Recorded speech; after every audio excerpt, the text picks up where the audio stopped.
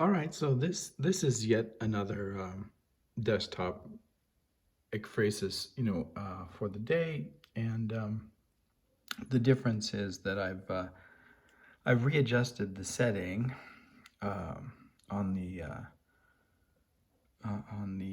desktop display parameter, and it's at this time it's set for change image every 5 seconds. This is an image of a lion's gate. This is an image of a geological formation in Arizona. This is an image of another geological formation. This is an image of a candle on a plate. This is an image of an oceanographic geological formation, a forest. But the reason that I adjusted the setting is because I wanted to discuss this idea of sorting. And the reason that I wanted to discuss the idea of sorting again is because I had just begun a new piece in response to some corrections that Alan Capro had made on a paper that I had given him sometime in the early 80s, and the paper was on some early performance work by Yoko Ono, and I believe, that included Yoko Ono's own sorting piece, although she doesn't title it as such, but I believe it's called Laundry Piece. And I think if memory serves, that this piece was from 1963, so even precedes my birth, and the instructions for this piece are simply something like, and I'm reciting them from memory, so that it won't be exact. I don't have a very good literal memory, but it's something like, in entertaining your guests, bring out all of your dirty laundry to show them. Take each piece of dirty laundry out and explain how, why, and when it became dirty. And this piece, became, one of the motivations, for my, I think I had actually begun doing sorting pieces prior to my knowledge of this piece, but it became, one inspiration for, continuing to do the sorting pieces and perhaps to label them as such, as sortings. And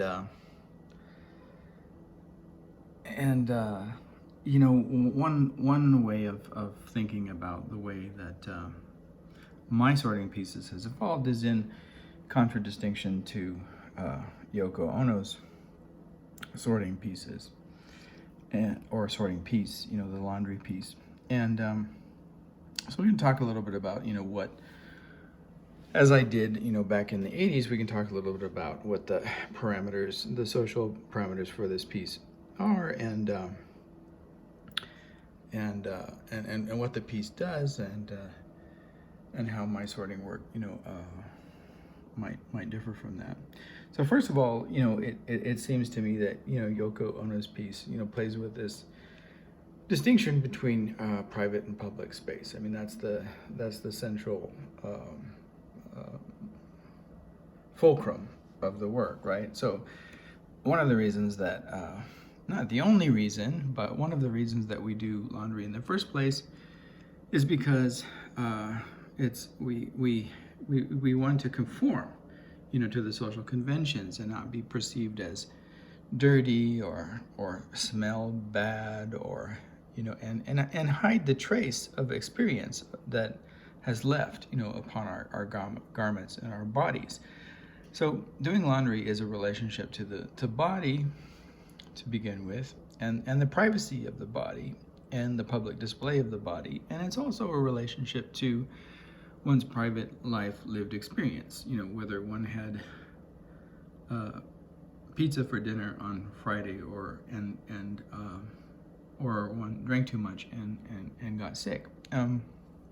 So it plays with the boundaries of private space, and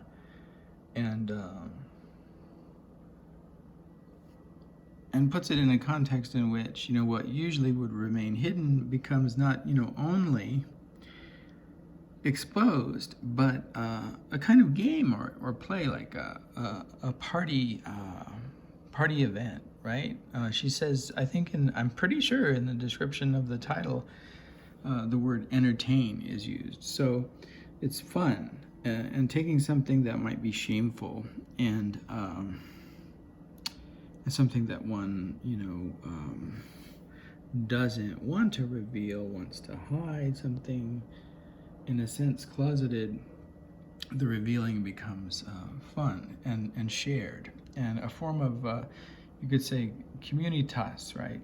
This engagement with the others, that now through these secrets that you've shared with them become part of your inner circle, and that's part of it. And I had probably written about that, and then I had probably written about how that's because this is 1963 and we're still in the heart of the civil rights movement, that sharing these private details has other dimensions as well, and behind them probably a kind of utopian notion that the more that you learn about the one that you consider other, the more that otherness vanishes and recedes into the background, and the more that one feels proximity and kinship, or at least kithship, with that individual. So that's the utopian backdrop, and then the dystopian backdrop is, of course, that the tactics of the FBI and CIA and other agencies of fascist oppression in the United States, also used this strategy of private versus public to harass and oppress and destroy, individuals, within the civil rights movement. For example, there's a story that the FBI kept detailed records on the private life of Dr. Martin Luther King Jr. And apparently he didn't live the entirely the life of a saint. And I won't repeat whatever it is that was claimed about him, out of sheer respect from Martin Luther King Jr. himself. And why would I repeat the efforts to tarnish such a man so great as him? So, but anyway, the details of private life, the FBI used as a tool and a weapon, right? They weaponized the panopticon against him, and their spying and their tactics of finding dirt. So they weaponized this, and there's a story that I entirely believe is true, that they sent him a letter and said that this was what they had on him, and they knew about this, and they would expose it to the public, and his life and his reputation would be ruined, and he might as well commit suicide, but at least he should, desist in performing, the activities that he was engaged in the struggle for civil and human rights in our country and the world. And then, of course, Dr. Martin Luther King Jr., being the man of integrity that he was, didn't do that, right? So then, they developed other tactics, and eventually, he was murdered, most likely, by the FBI. So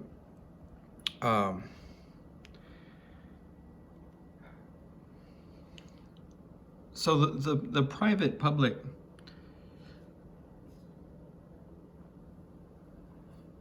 distinction in that particular moment, was relevant in more than one way. And but as it's played out in Yoko Ono, there's still vaguely this kind of and it belongs to this domain of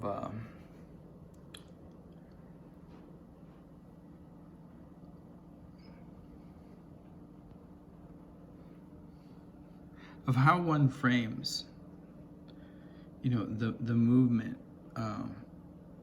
toward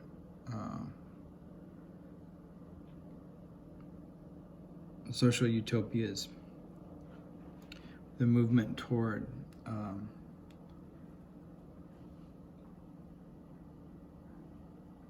an existence free of fascism and violence, and whether that movement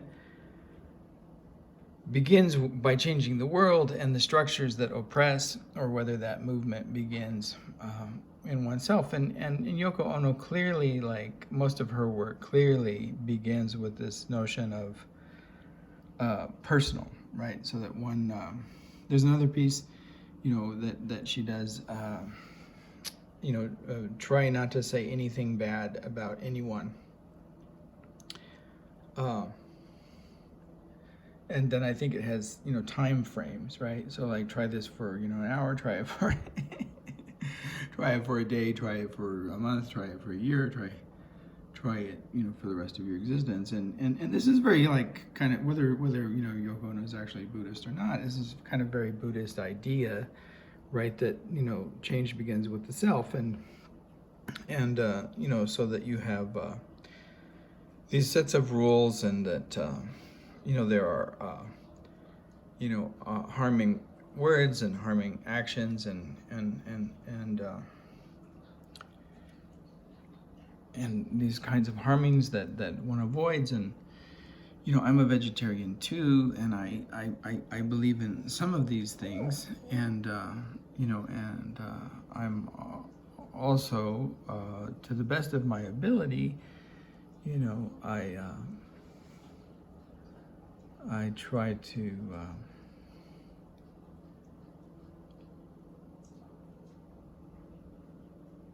avoid, physically harming our world, but it's not easy to avoid physically harming the world when your only options of transportation automatically harm the world.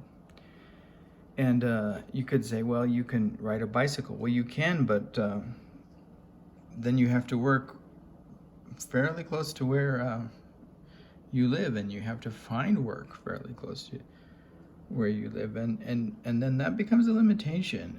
And if the limitation is great because there are other obstacles in the positionality that you occupy, then it becomes a choice. It's like, you either harm the world or you fail to exist. And you certainly will fail to exist very quickly at the level of economic success, that is widely, praised. And now, I mean, Yoko Ono lives at a very, very high level of economic success, doesn't she? So we know that she's harming the world, because you can't live at that level of existence and not harm the world. This is just a fact. So there's a kind of disjunction, between the discourse and the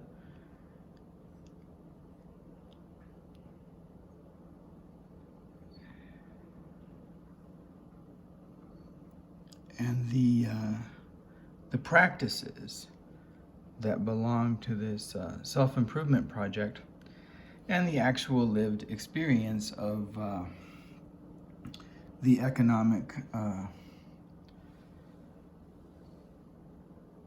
opulence that effectively destroys the world. Like whatever the discourse surrounding it is, and whatever whatever one puts up on one's Twitter account or Facebook account, ultimately the amount of money that exchanges hands from one's personal bank account and from the transactions one has in the world, whatever those transactions are, ends up turning into blood and bandages and turning into industries that destroy polar bears and the rainforests in which orchids grow, and ants, and the environments in which wildlife like zebras and bears live, and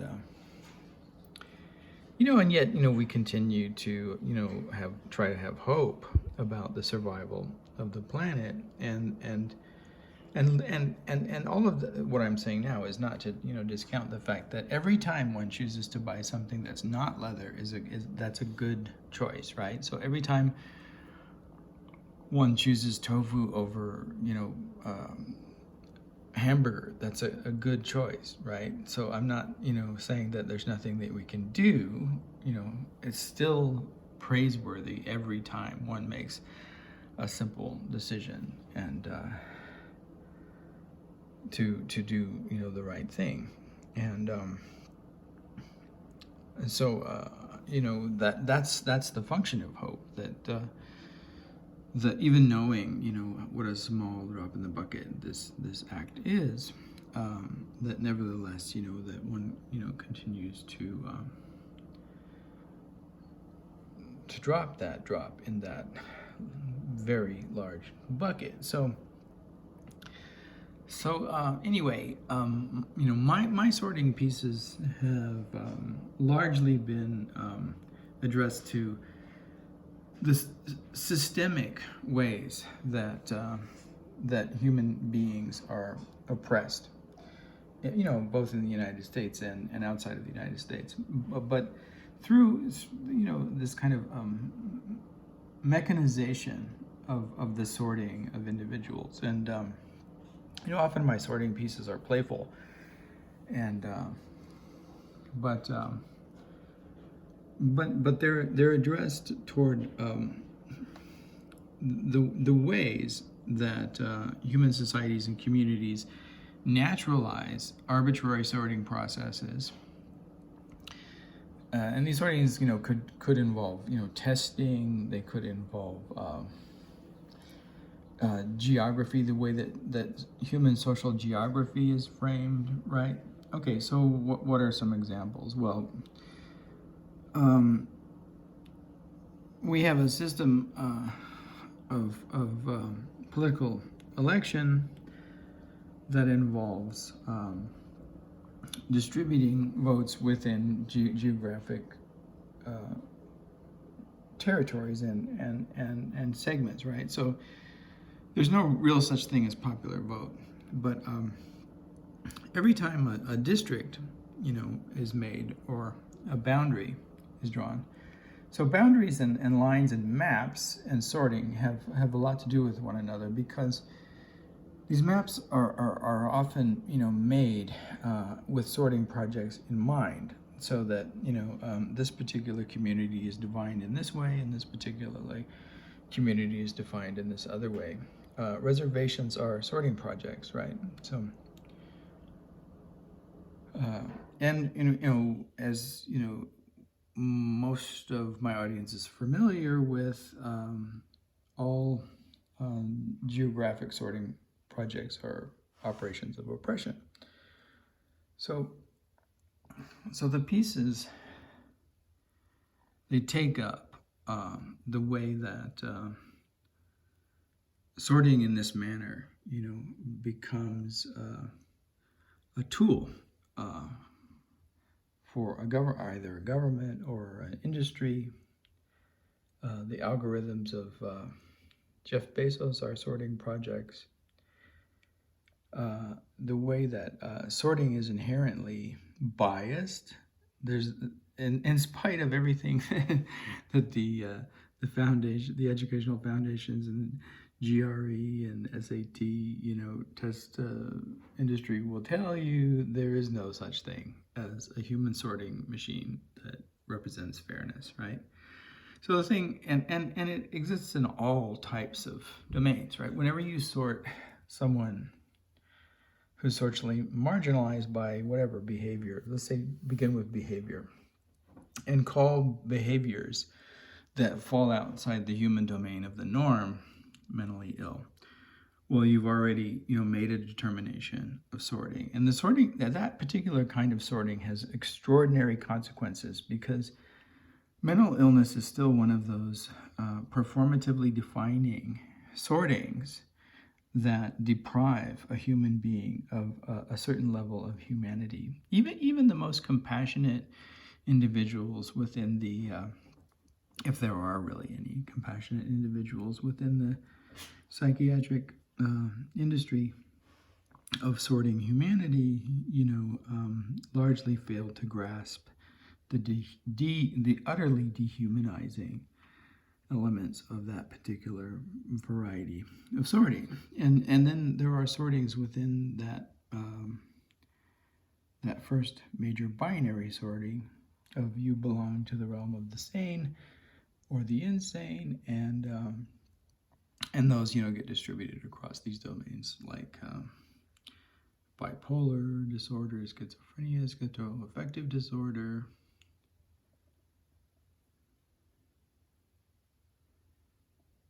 and other designations that we've discussed earlier that were largely made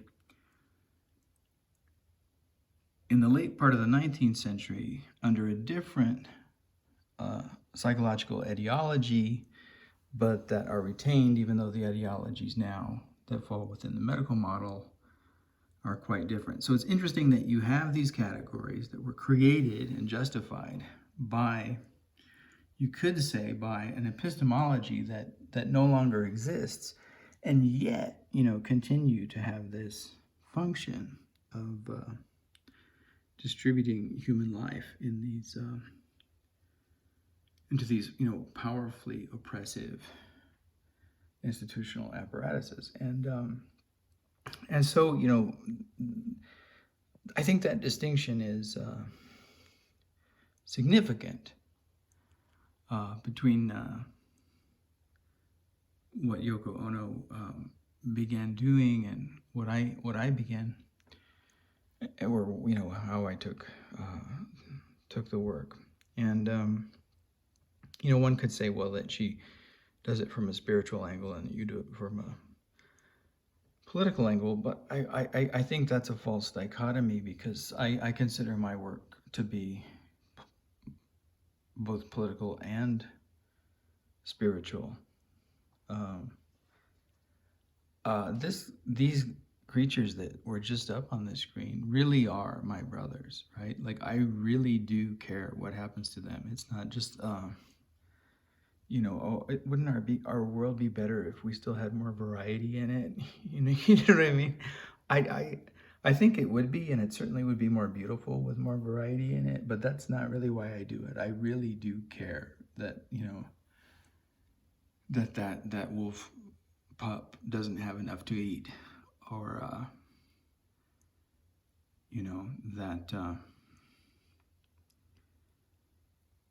that whatever birds lived in that oak forest can no longer survive, or that this quail no longer has the resources